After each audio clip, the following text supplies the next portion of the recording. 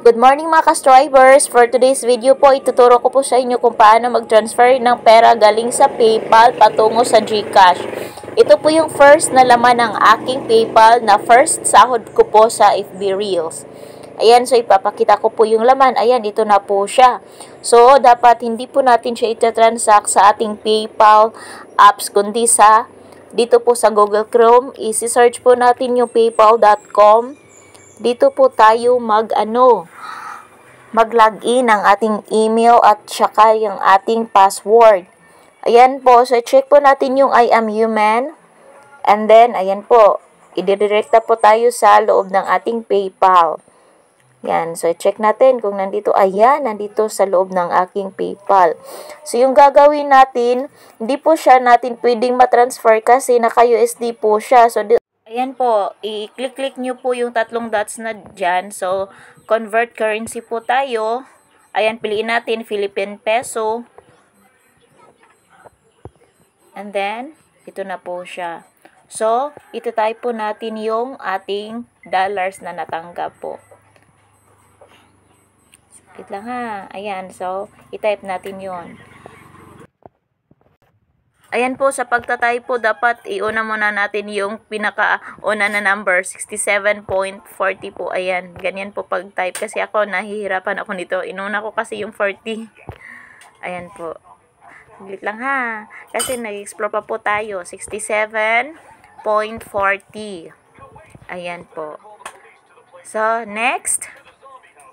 Next na pala tayo. Ayan, ito na po siya. Nandito na po siya sa, na-type ko na po.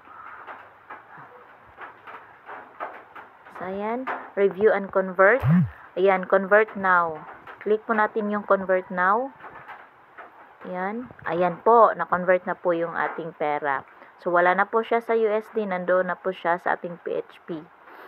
Ayan, so, tapos po nito, punta po tayo sa ating GCash. Ayan, so, login po tayo. Check po natin yung laman. Ayan, yan po pa po yung laman ng aking Tapos, mag-ililink po natin siya sa ating PayPal. Ayan, so link. And then, my link accounts. Then, go to PayPal, link account. Ayan, so type natin yung email natin at saka yung ating password. Again, then, get a code and then, you're all set. Ayan po, just a second. And then, may confirmation po dito, PayPal account linking complete. Ayan po. Punta po tayo sa cash in.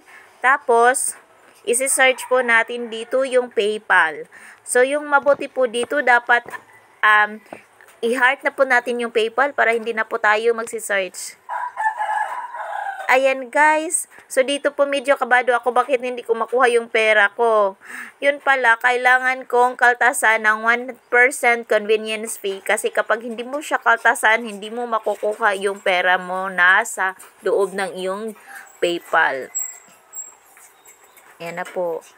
So, ayan, type ko na po. Ayan, kinaltasan ko na po siya ng 1% convenience fee po. Ayan, so next po tayo. And then, let's proceed. Pagkatapos niyan ay meron pong confirmation po dito. Your cash is being processed.